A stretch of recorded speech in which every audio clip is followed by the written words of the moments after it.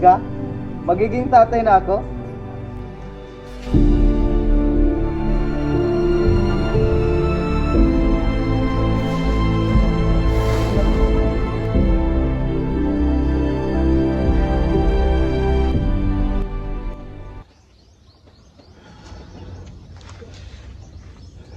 Meron ka pa dyan, pre. Bakit pre? I-escort ka? Oo, sana, pre. Uy, mga pre! Oh, dyan na Basta. po si Kulas. Kailan? Plus. Sakto. May papatikin kami sa'yo. Bakit? Ano ba yan, pre?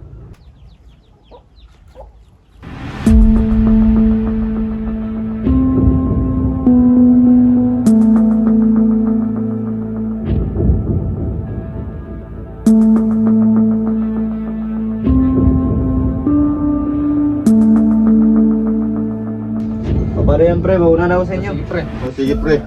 Next time ulit. Okay, pre. Salamat. Sige, sige.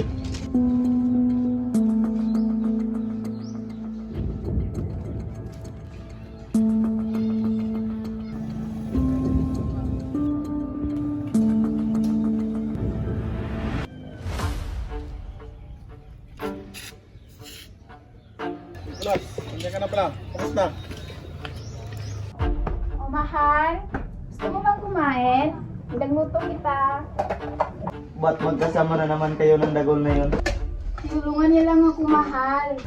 Sinungaling! Ba't ka ba nagkakagaling, Kulas? Tinulungan niya lang ako. Sinungaling! Lalaki mo yun, oh! Ano bang nangyayari sa'yo? Kung ano-ano na naman pumapasok sa isip mo. Ito tatandaan mo. Mas gugustuhin pang mamatay ka kaysa mapunta sa iba. Ano ba? Nasasaktan ako.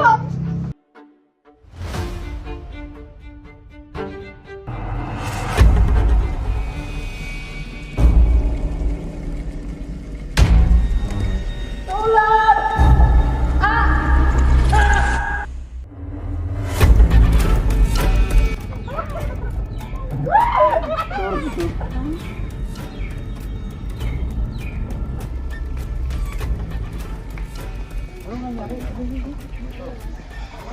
Uy, tabi, tabi. Uy, tabi, tabi, tabi, tabi. Huwag yung lapitan yan.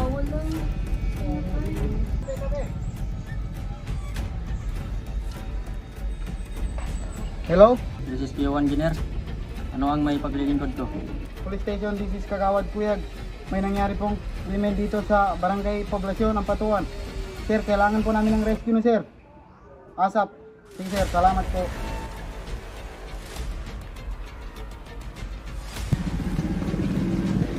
Kabilang po mga namin sir.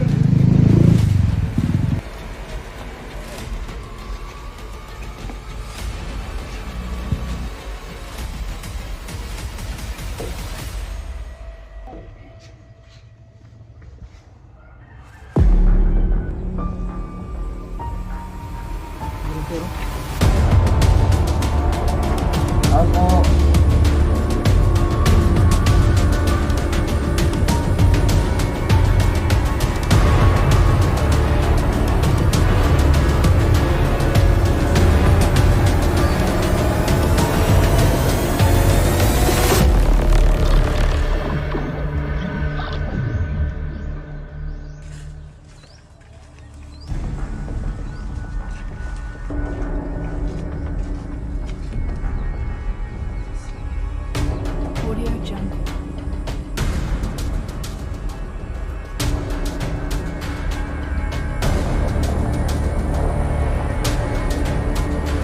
Alias Kulas, ikaw ay inaaresto sa salang pagpatay sa iyong asawa at paglabag sa batas na Republic Act 9165. May karapatan kang manahimik, ano man ang sasabihin mo ay maaring gamitin laban sa iyo sa korte.